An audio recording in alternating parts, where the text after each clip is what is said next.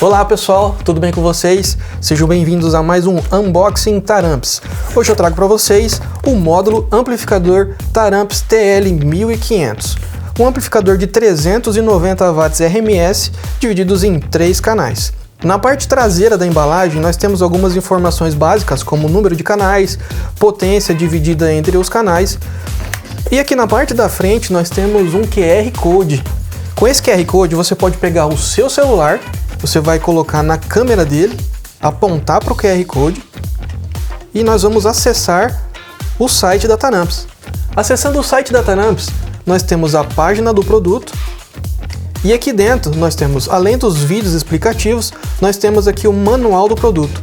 No manual do produto você tem todas as informações sobre ele detalhadamente, ok? Abrindo a caixa,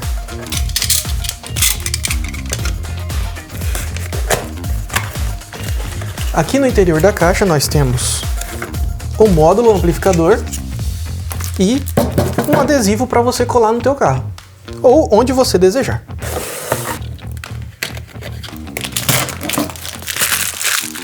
Junto com o amplificador acompanha este cabinho aqui para uso com entrada a fio. Essa é a lateral onde nós temos o controle do Bass Boost, nós temos a entrada RCA e temos a entrada a fio. Este amplificador ele está equipado com o sistema ART, onde ele aciona automaticamente pela entrada a fio. Aqui na parte de conexões nós temos as saídas para os alto-falantes da parte estéreo. Lembrando que aqui não é possível fazer ligação em bridge, apenas a ligação estéreo, onde eu posso ligar o canal esquerdo e o canal direito. Aqui você pode utilizar cabos de 1,5 mm². Aqui nós temos a saída para o subwoofer.